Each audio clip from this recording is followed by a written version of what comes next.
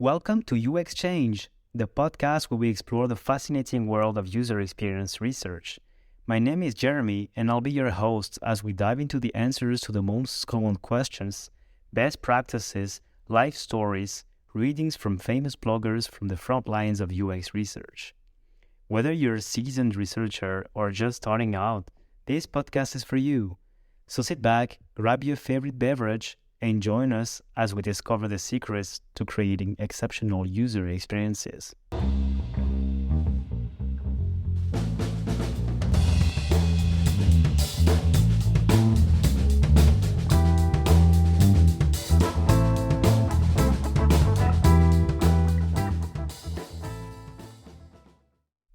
Hello UX folks, and today for this first episode to kickstart this podcast, I'll be talking about the Whiteboard Challenge. I've been asked a lot of times, how do you deal with the UX Whiteboard Challenge during UX research interviews? So this is an exercise that is really dreaded among the UX community because maybe you fear about the blank page and not having any ideas. And this is totally normal, okay? Here the problem is you have to think under pressure. And you have to prove everyone around the table that you're able to think, organize your thoughts to answer the question that is asked to you. And we all know that what you fear most is what you should do anyway. I don't remember who said it, by the way. So in the next minutes during this podcast, the objective of this podcast is to give you a framework to answer the Whiteboard Challenge. The idea is that not only this framework should be useful for you for the recruitment process, but it can also serve to you as a tool for all your UX research projects to come in your careers. Like at the beginning of each UX research project, as a stakeholders interviews guide, for instance. So pretty cool, no? So it is important that you have in mind that you will be evaluated during the Whiteboard Challenge on your ability to follow a process and not on the final answer. So you're a researcher after all, and you're not being hired as the almighty fortune teller. As a researcher, you conduct research, right? And research is a process. So thinking before acting is probably one of the best pieces of advice I have been given in my whole life and as a UX researcher. For instance, as Albert Einstein already said, if I had an hour to solve a problem, I'd spend 55 minutes thinking about the problem and 5 minutes thinking about the solution. Well, I think it's a good piece of advice to keep in mind when ultimately you're confronted with the Whiteboard Challenge or any problem in your life or any problem in UX research. So now, a couple of things to consider when you are asked to run the Whiteboard Challenge. So first of all, don't think alone. Please, do not think alone. So the Whiteboard Challenge is intended to mirror the real life scenario of a UX research project conducted at the company that you're being interviewed for, right? So as such, it's intended to measure, among others, your ability to collaborate. Why? Because it's extremely difficult to build a good and viable product alone in any case. And so in real life, of course, you will need managers, designers, engineers, data analysts to help you frame your problem and, in the end, to build an awesome product. UX design, in and by itself, is a collaborative and interactive process. And to be conducted properly, it relies on a lot on you asking the right questions as a UX researchers. So here are the steps I would advise you to follow when confronted with the Whiteboard Challenge. So first of all, prepare a list of questions to ask the interviewer or the stakeholders. So here is a list of questions that I'm about to give you that you can ask yourself or the interviewer or the stakeholder and to ask them further information to answer the prompt. So this list is not intended to be comprehensive nor an absolute list to follow during a Whiteboard Challenge. And by the way, this audio is taken as well from a Medium article that I wrote about this. So I'm the author of this article and I'm giving it to you as an audio excerpt. So for instance, you could ask some before we begin questions. So for instance, it may seem kind of really sneaky, but the first question you could ask could be simply, can you please repeat the statement? Because it will serve multiple purposes. The first one, it will make help you make sure that you understood the question. And two, at the same time your interviewer is repeating the question, it will also save you some time to think and to gather your thoughts, because as long as the interviewer hasn't finished stating the problem, well, the time is not running. So imagine they give you 15 minutes. They give you 15 minutes. As long as the interviewer hasn't finished saying to you the prompt and answering your questions, the 15 minutes are not starting. So it can buy you some time. You can also ask them to define the terms. Defining the terms is super important to make sure that you understood the prompt correctly. Then you can ask, what are the goals of this challenge? What I mean by that is asking them, what are the expected deliverables? In other words, what are the criteria for success in the eyes of your interviewer? And then to kickstart everything, it could be helpful to ask, is there any research previously conducted on the user on this same problem or on a related problem that you could use as a way to start? Now, as a side note, it's really important for me to specify some things before we move on. At every point during this whiteboard challenge, the interviewer may or may not answer partly or wholly all your research questions. And what I mean by that is that sometimes they have the answers and they will not provide them to you, specifically because it's confidential, or because it's not relevant, or because it will not help you in the time frame that you have at this moment. Or sometimes they just don't have the answers. And so in this case, they will ask you to make assumptions. So you have to be comfortable with not knowing the answer, and you have to be comfortable with the fact of having to make assumptions to move forward. So then, about the next type of questions. Now we will address the why questions. The questions that start with why in general, or what or how, but questions that are kind of open, that can help you frame the problem. The goal of these questions are to help you understand your goal. So, for instance, why are we building this product or feature? Why is it important? What problem are we trying to solve? What impact does it have on the world, or on the user, or on the business? How does it extend the company's mission? Why are we conducting this research, first of all? And how does this research benefit the stakeholders? Then, the who questions. Who are we building this product for? Or, in other words, who are our users? To whom will benefit this research? And what are the categories of people who have significantly different motivations for using the products? Maybe at this specific moment, the interviewer can inform you very precisely on the types of personas or the segmentation of customers. And having this information can be crucial then to select your research methods. And now let's cover the when and where questions. When and where is a product used? Is there any trigger causing the need to use the product? These type of questions can help you come up already with a type of pre-made customer journey, to have already an idea of the steps the customers go through or the users go through when interacting with your product. Then, about the what questions. What are we building? What is the current state of the product? And by the way, this question is a question that any UX researcher should ask him or herself at any moment in their career, at any project, in my opinion. Then, what is the main user flow for this experience? This is kind of very related. What are the current customers' pain points? What is the status of the competition? What are the business needs? What are the data that you can share related to this issue? This question will show several aspects to your interviewer. First of all, that you think 360. You're thinking about the customer, needs, pain points, and so on, but also about the data. And data is super important, at least to back up some assumptions, and also to frame better the problem. And also it will show that you have some skills related to collaboration, because as I was saying at the beginning, you cannot be a UX designer and work alone. you have to collaborate with many different disciplines. And so asking this question will show the interviewer that if you are in a team with data analysts, you will go along very well. Then, what do we want to know? Do we want to evaluate an existing design? Or do we want to define our customers' needs, motivations, and pain points?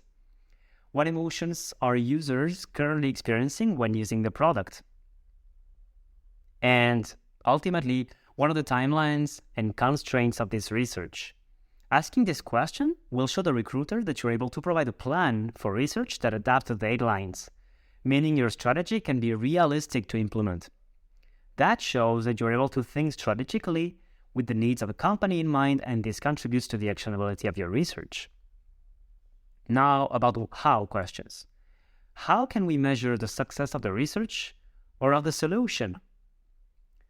Think in this case of traditional UX research metrics, such as task success rate, task completion time, retention, revenue, conversion, user acquisition, support costs, and so on. Then, prepare a space to take note of your answers and to share your process transparently to the recruiter. So, in a nutshell, I have already been confronted to a whiteboard challenge in the past, and I successfully passed it. So I was recruited for the target company. How did I do it? Well, I did it on a blank sheet of paper. And the interview was remote. That means I was through Zoom. So to be honest, that's not the best option. I felt at many times that my interviewers could not see directly what were my intentions, what was I thinking, and where was I planning to go, because I couldn't show at every second where I was in my thinking, what I was writing on paper. I will not show that every second to the camera. Nevertheless, it worked really well. I think in any case, what really matters is showing your process and your thinking. But in the end, I think it will be better to do it digitally for several reasons. The first one is that UX research nowadays is a job that includes many digital tools for collaboration, such as Miro, such as Figma, and so on. Google Docs, for instance. And so, using these kind of tools at the recruiting interview will show your recruiter that you're already at ease with these tools. It may not seem that important, but I think that at this step and at this stage, everything matters in the eyes of a recruiter. Maybe not equally, but it can contribute to win some points. It may help you to show your recruiter directly that you're thinking, by that, where you're headed directly, because as soon as you're writing inside the Miro, for instance, or any of the boards you would like to use, you're directly communicating your intentions. So it's really instantaneous. Step number 3, rephrase the prompt as a problem statement. So rephrase your prompt so that it looks like a problem statement. And so a problem statement may take many forms, to be honest, but in general, in UX research, I would advise to take the following. As a, and then you insert type of user, I need, you insert the need, so that, or because, and you insert an insight. And this is not meant to be rigid, because your problem statement can be applied also to your stakeholder. You can have a problem statement for your stakeholder. As a insert company, we would like to insert problem, insert need, so that insert outcome. And there are a lot of articles on the internet, and I deeply agree that we should take our stakeholders as our users as well, so it can totally fit. Number 4, outline your strategy. So in order to track facts and assumptions as they are given to you by the interviewer, you can make use of the previously created board that I was referring to before as a starting point. And you could categorize all the information that the interviewer gave you before into 3 main categories. I call that a knowledge board. These 3 categories being what we know, what are the facts, what we don't know, what are the research questions, and what we think we know. These would be the assumptions. And write your problem statement at the top to always have it in mind throughout the exercise. And so as I was saying, you would use the answers that were provided to you by your interviewer to progress in your thinking and always link your discussions to the prompt or what was previously answered. It is super important, by the way, that you also think out loud to reveal to the interviewer the process that you're following. It shows also a lot of collaboration. Now, outline your research questions and hypotheses. And it's super easy here, because if you follow the process that I gave you before, well, you already have them. What we don't know are the research questions, and what we think we know are the hypotheses. Of course, you may have many. This is the moment to indicate to your interviewer if it is the case that you cannot address everything and that you need to prioritize. But by then, you would already have a lot of indicators to help you to prioritize. Maybe the interviewer would have already mentioned some business aspects that really make sense to tackle in this research. Or maybe that some users are predominant.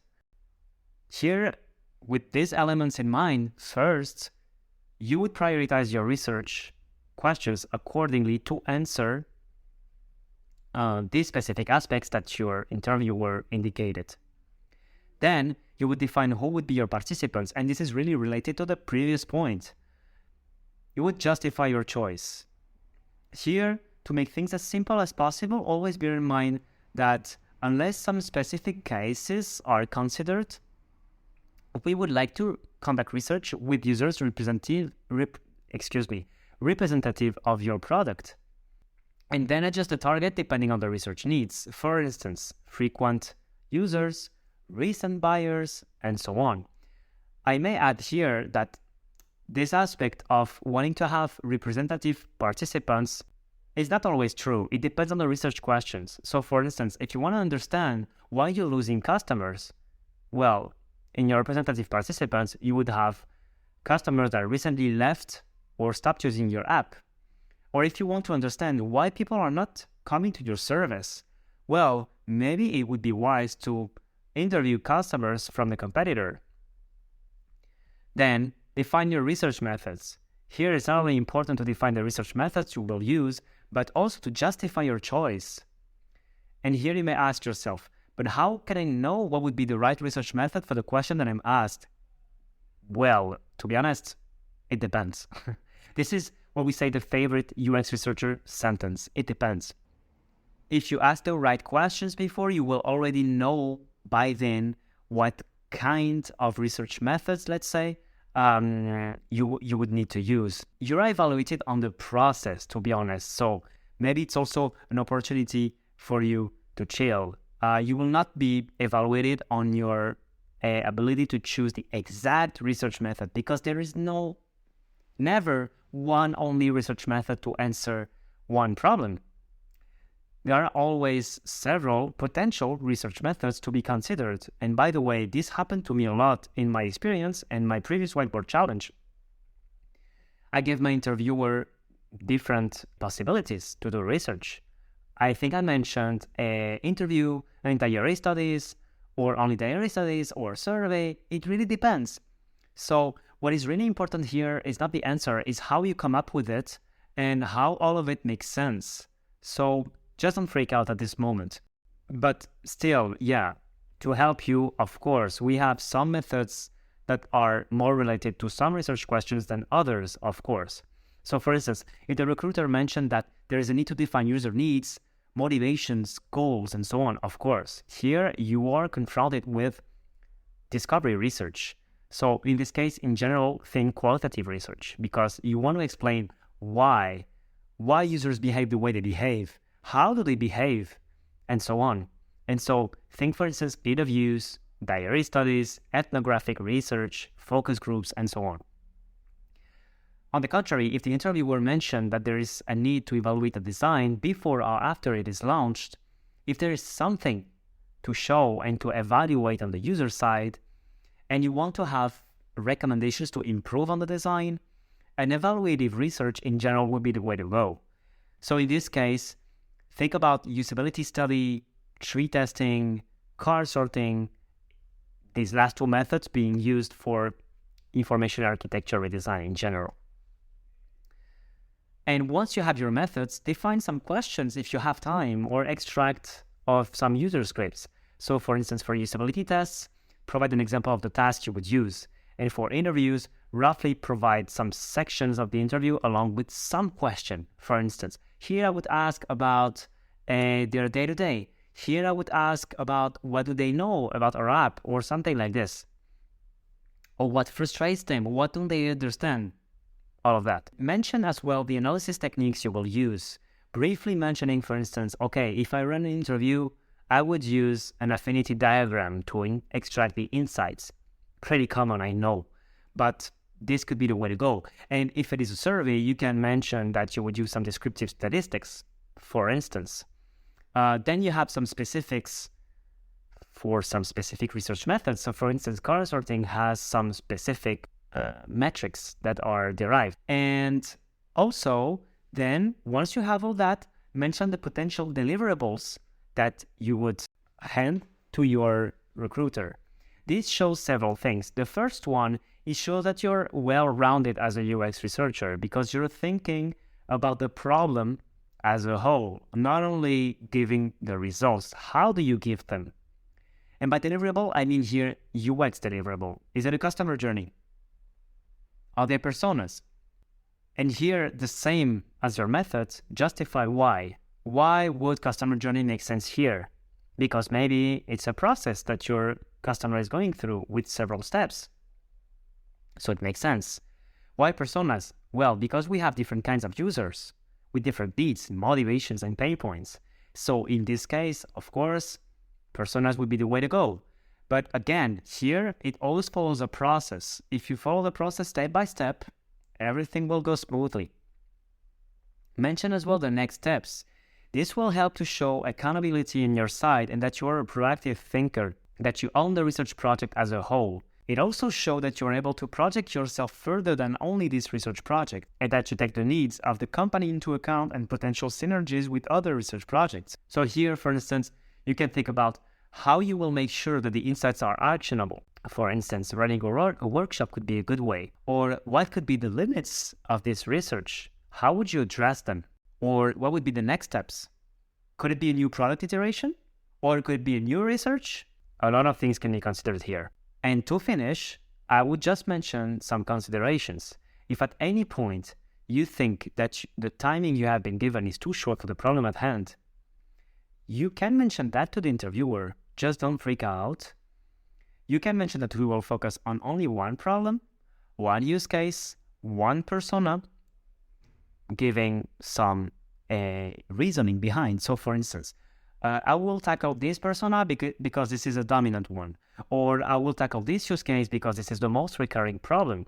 So it makes sense to tackle it because this is where we could save a lot of money, for instance. This is really rational here.